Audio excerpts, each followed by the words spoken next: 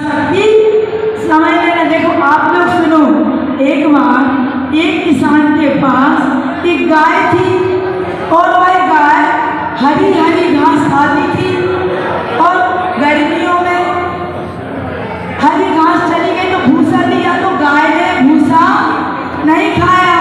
3 दिन हो गए तो किसान डॉक्टर के पास पहुंचा और कहा, डॉक्टर साहब मेरी गाय 3 दिन से भूसा नहीं खा रही, हरी घास मिल नहीं रही।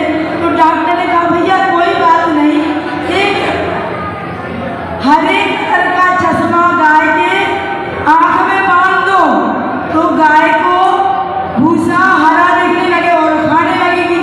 हमारा कहना है कि कोरो वालों सुनो, आप लोग इसी बात में कर ले रहे संयम महोत्सव, संयम महोत्सव आपने बहुत संयम देखे हैं।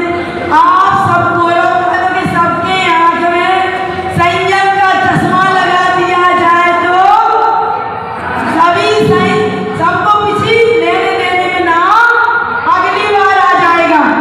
हमारा कहना क्या है कि यह महोत्सव अद्भुत अद्वितीय है। आपने बहुत महोत्सव देखे, बहुत महोत्सव देखे, रंग रंग के लेके दिए, वैराग्य का, संयम का, परिवर्तन का, हृदय परिवर्तन। आज धन की बात नहीं, आज धन की बात नहीं, धर्म की बात है। आज श्रीमंतों धीमंतों सेठियों की बात नहीं है, आज संयम महोत्सव की बात है। आज पिछी का परिवर्तन नहीं, हृदय परिवर्तन हुआ कि नहीं। जिसने पिछी ली और दी तो उसने संयम लेकर के अपना हृदय परिवर्तन। देखो भाई, एक बार एक नदी में एक बालिका घड़ा लेकर के पानी भरने गई और एक व्यक्ति एक लोटे में पानी भरने गया। अब देखो नदी ने भेदभाव, जिसने घड़ा लेके तो घड़ा भर दिया, जिसने कटोरा में तो कटोरा भर। ऐसे ही इस पिछिका परिवर्तन में जिसने जैसे जैसे नियम लिए उनके अनुसार उनको पिछी मिली और पिछी दी। सोचो इतने सारे लोगों ने संयम लिया है, व्रत लिया है, नियम। हम सोचते कोरबा में सभी लोग होटल में रात में खाने जाते, हम सोचते क्या पता कोई पिछी में नाम लिखा है ना लिखा, लेकिन इतने लोगों ने संयम लिया, इतने लोगों ने नियम लिया। उनके लिए क्या करना है? कितने लोगों ने भक्ति से और लोगों ने लिया नाम, फॉर्म नहीं दे पा, ये पर्चा नहीं दे पा, इसलिए उनका नाम नहीं लिया। हमने कहा 2 दिन पहले ले जाओ, सुबह दे जाओ, लेकिन अभी दिए तो हमने नाम नहीं बोला। और सुनो, कहते हैं कि जो पिछिका होती ना, पिछिका में 12 चंद्रमा होते ना, ये 12 व्रतों के पालन के लिए ये सूचित करते हैं। और ये डोरी होती ना, इन 12 व्रतों को डोरी से बांध देती। और ये डंडी है ना, ये डंडी आपको क्या शिक्षा दे रही कि जिस प्रकार आप लोगों ने नियम, संयम, व्रत जितने भी नियम लिए हैं, सत्य व्यसन का त्याग, दूधन का त्याग और रात्रि भोजन का त्याग, आत्महत्या नहीं करेंगे। बोलो यहाँ कौन कौन आत्महत्या करेगा? हाथ ऊंचा करो जरा। सभी का आत्महत्या का त्याग है ना, कोई नहीं करेगा। इस पिछिका में सबने आत्महत्या का त्याग किया। और सुनो, पिछिका परिवर्तन और पिछिका किसके है? मोर पंख की बनी है। तो क्या है? मोर होते जो अहिंसक होते हैं, वो अपना 1 वर्ष में अपने पंख झड़ा देते, पुनः दूसरे पंख आ जाते तो अहिंसक होते। और सुनो, कहते हैं कि इस पंखों में 5 गुण होते। कितने गुण? 5 गुण होते हैं। ये धूल ग्रहण नहीं करती, ये पसीना ग्रहण नहीं करती, कोमल होती, इतनी कोमल होती है कि आँख में चली जाए तो आँख में दर्द नहीं होता, और सुकुमार होती है और कोमल होती है। ये 5 गुण इस पिछिका में होते हैं।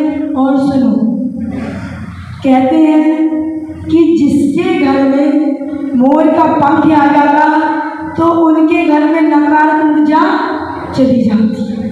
देखो आप लोगों ने जो हमें नई पिछिका प्रदान की है, सुनो, उनका पुण्य लेने वाले से देने वाले का जाना। सुनो कैसे आप लोगों ने मुझे नई पिछी प्रदान की है, तो मैं उस पिछी को 1 वर्ष तक परिमार्जन करूंगी, उससे जीवों की रक्षा होगी, सूक्ष्म चीज जो देखते हैं उनकी भी रक्षा होगी। तो उसका 6ठा हिस्सा किसको मिलेगा?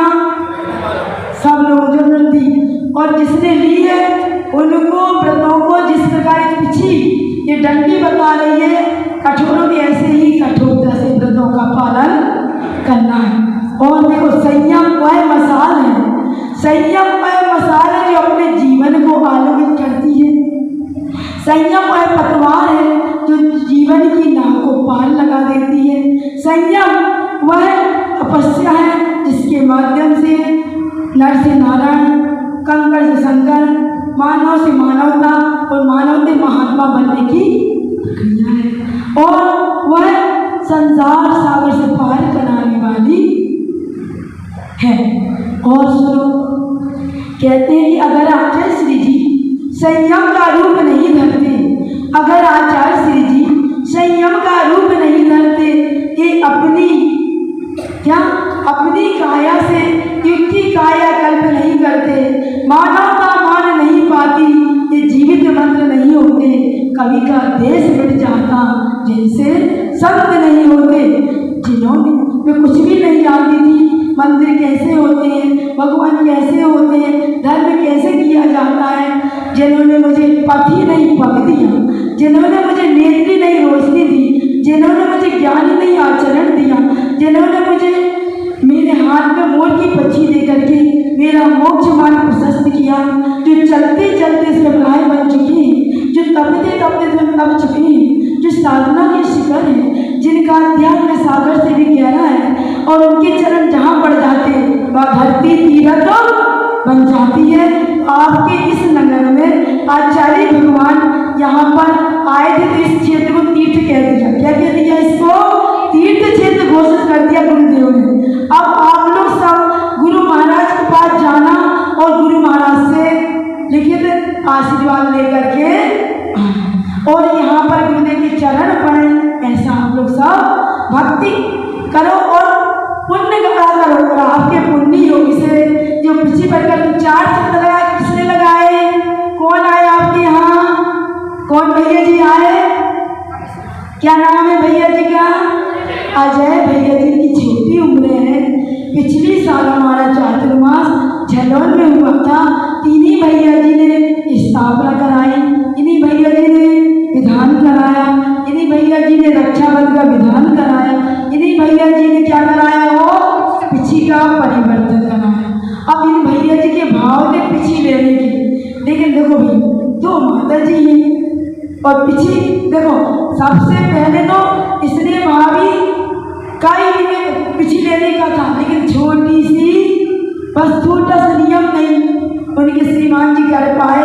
उनको अब हम कहते हैं जहाँ हम रहेंगे उनकी जब तक सर्विस 2-3 साल बाद उनको भी पिछी मिलेगी। और विनीता भाभी की सुनो, उनकी इतनी तीव्र भावना थी, उन्होंने अपने पति को इतने नियम दिलवाए, इतने सब कुछ दिलाए, लेकिन थोड़े से नियम उन्होंने कहा तो पूजन करना रोज, तो वो कहते नहीं माता जी बस थोड़ी से नहीं, उनको भी नंबर था।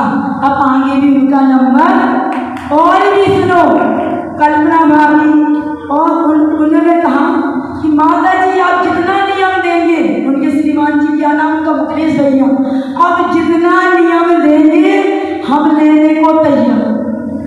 इतनी खुशी खुशी उन्होंने पूरे नियम दिए।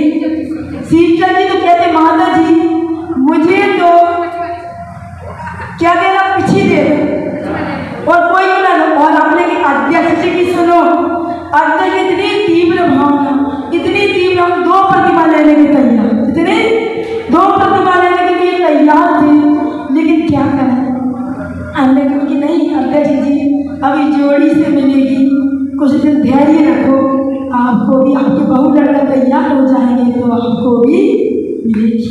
अब सुनो, यहाँ पर कितने लोगों ने सेवा की, भोले भैया, उन्होंने दिन रात